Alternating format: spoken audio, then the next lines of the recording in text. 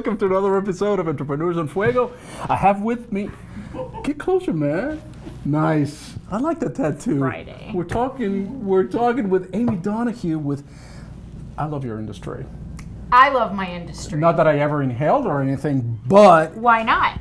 I did. Okay. It's Hybrid- okay to admit that.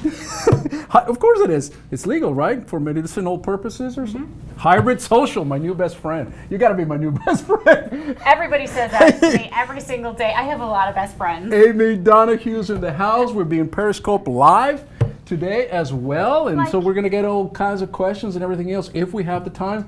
Amy, not only are you the woman for Hybrid Social, but you're also, or in your former life, or I know you still are, a comedian. I don't have a whole lot of time for comedy now because of this industry. Yes. Because it's very, very It's just blowing active. up. It's blowing up. So I don't really perform as much anymore, but I'll get back into it. It'll always be Will there. it be legalized here in Actually, I Arizona? just went to a party last night to celebrate the signatures being turned in to go on the ballot. Wow. So we will be on the ballot for adult use in November Here in Arizona. in Arizona. And do you think it's going to pass? I hope so. The more education that we do, the more likelihood, I call it the Gen Pop, the people will get out and vote Gen that Pop? aren't in the industry, the general population. Oh, okay. You know, don't you watch Oz? You never watched Oz? It's a prison show. No. Oh. Well, maybe you need to. All right.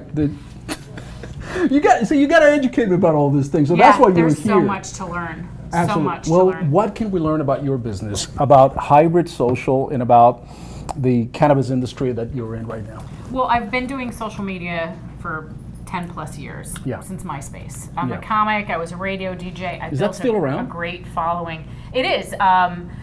Justin Timberlake bought it a few years ago, revamped it. It's great for music and any sort of entertainers. It still has its place, just not, on a wide range like Facebook anymore, but it's still there. All right. And the reason I switched industries was because I want people to take the cannabis industry seriously. It's professional. And with a lot of social media marketers don't understand the industry. So, What is it that we don't understand about the industry? well, there are rules on the networks. You can't just post whatever you want on Facebook. They don't know that you need to have an age gate, meaning that you have to be a certain age to even see a Facebook page, like alcohol pages. All right. Alcohol pages are supposed to be set for 21 plus. Right. So there are little things like that. With the cannabis industry, a lot of people are entrepreneurs for the first time. So they don't understand anything. They don't know that they need a marketing budget. Because They it's a don't- new industry. It's a very new industry. It's been around a long time, but it's exploding now. It's becoming bigger now. Right. So I got into it because I follow the rules on the networks. I stay up to date on etiquette overall on social media, what you should do on Facebook, what you shouldn't do on Twitter, what you should do on Instagram. So I decided that I could bring some validity and professionalism to the cannabis industry by just concentrating on this in social media. And how's that coming along? What What kind of reception have you gotten from the community? Because I have you're had- unique. I've had no issues, and I think it's because I'm very vocal. I'm kind of out there publicly. I've been an entertainer here for 14 years, so I think people trust me. They know I've been a business owner for several years already. So I already have that street cred as a professional. So switching to this industry and talking about it and making it not a big deal is going to get normal people out there to vote in November. It's not a dirty word, and I would be happier talking that than alcohol any day. Any day, right? I think people should be more ashamed to post pictures of cocktails on Instagram than a joint, because alcohol kills 4,000 people a day. So, Does yeah, marijuana kill as many people? it never has. Ever.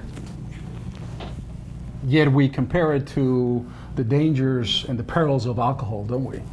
I think some people Do we do that so to scare people politically? I think so. Yeah, there's a lot of money in alcohol in this country, and there's a lot of money in cannabis. There are some huge backers, but there's still kind of like, Big Pharma. Big Pharma doesn't want this to be decriminalized or legalized nationwide because people don't want to be on those pills anymore, and opioids are killing people every day as well. I mean, we just lost Prince, who you never would have thought of to be like a pill junkie or anything like that, but he was.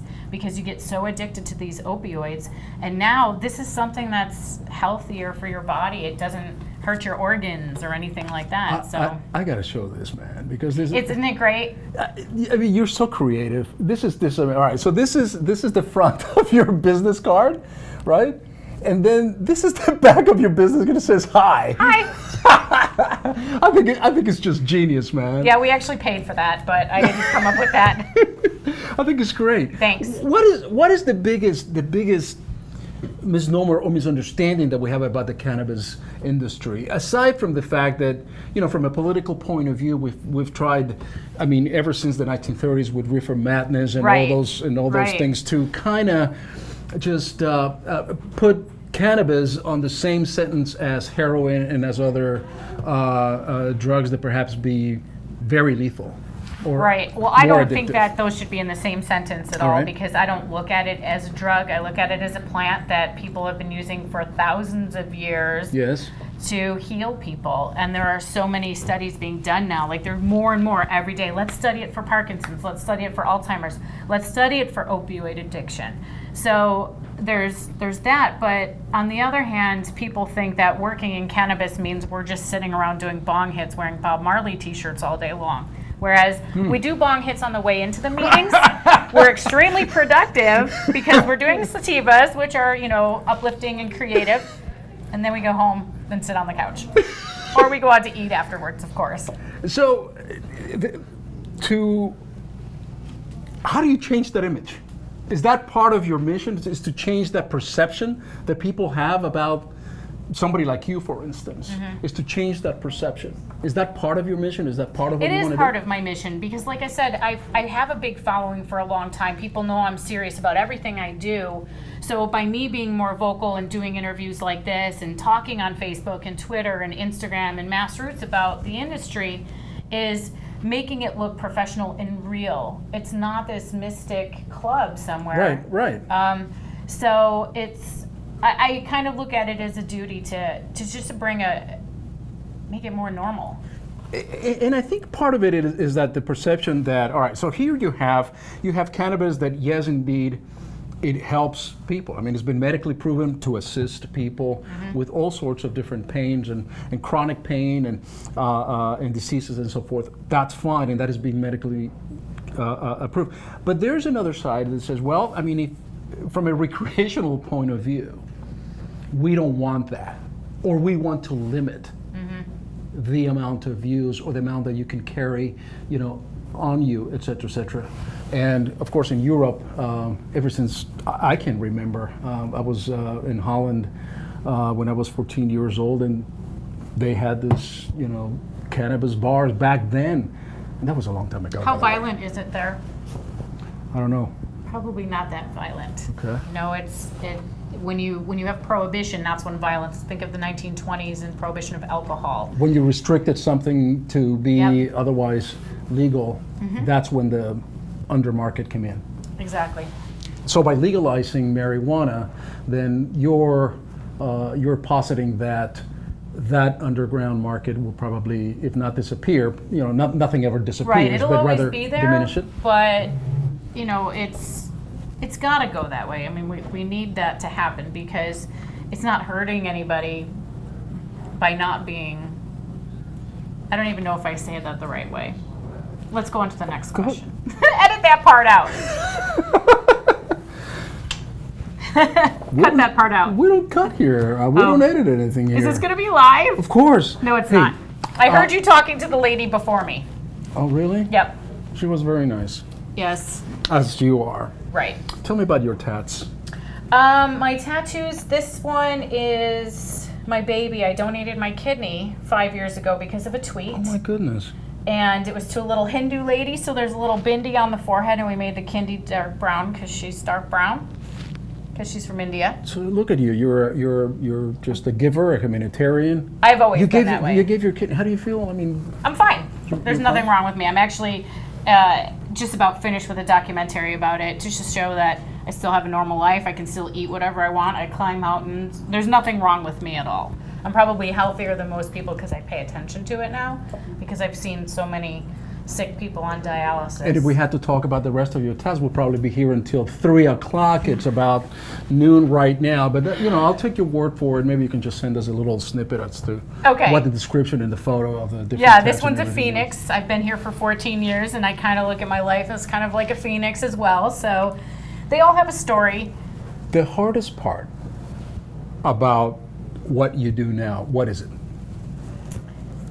Because there are so many people who are entrepreneurs and in this industry for the first time, the hardest part is convincing them the value of professional social media. They think they can post on Facebook once a week and that's okay. Put hashtags all over Facebook, that's okay. No, there's an etiquette that needs to be followed, and you have to be on there every day. The only reason I have anything in my life is because I am on social media every day. I didn't even have a website till a year ago. You speak of an etiquette. I agree. Where do we find that etiquette and who makes the rules for that etiquette? www.gethybridsocial.com. The segues are unbelievable, right? It's true though. That's what I do is I teach people how to do social media the right way for their small businesses. And what's frustrating is they will pay me hundreds or thousands of dollars to learn, and then they never implement. They don't see the value even after they've given me $5,000. And that's frustrating to me. It reminds me of the exercise product that you see on TV. Yes. You go out there and spend $2,000 for the so-and-so master that is going to change your life They and use it for everything a else. week and then they hang their clothes on it. That's what they do with social media too. This is the most important part of your business is social media. And this needs to be touched every single day, and you need to be social, not just posting, but you need to use your brand's Facebook page to comment on other pages, to share other information, and stop talking about yourself all the time. Stop saying, hey, we have this sale today. Jesus. If you do that at a party, you're a douchebag. Exactly. And no one's going to invite you back to the party. Please. So you have to be social. It's called social media for a reason. And I ask people, the first thing I say is, if you were to open the dictionary right now and look up the word social, what does it say? And they're like, posting on Facebook. No, like they've forgotten that there's a word there. They think that posting means social, and it's the opposite. It's frustrating. I think I touched a nerve. I used to do workshops for small business owners, and I stopped because I'd go back a week later and a month later and 6 months later to look at their stuff, and they never changed anything. So I stopped. This particular subject fascinates me because I have the same pet peeves as you. And we must understand that, if you have a website or you want to do some social media, it's not going to advertise, it's not going to promote itself. How did you find me? You were selected, you were nominated by someone, I can find out. Oh, really? I thought it was just on LinkedIn. No, somebody probably selected you. Oh, wow. Well, thanks, whoever. Looks like I'm going to have to do some special favors this weekend. Allegedly. Oh. Take us out.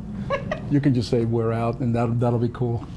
I have to give that to you. Well, You've whoever been so it is, generous thank with you your very time. much. That's a kind of an honor. And with that, we're out. We're done? Yeah. Already? Yeah. I'm not done! You got to say we're out. Oh, we're out. We're out.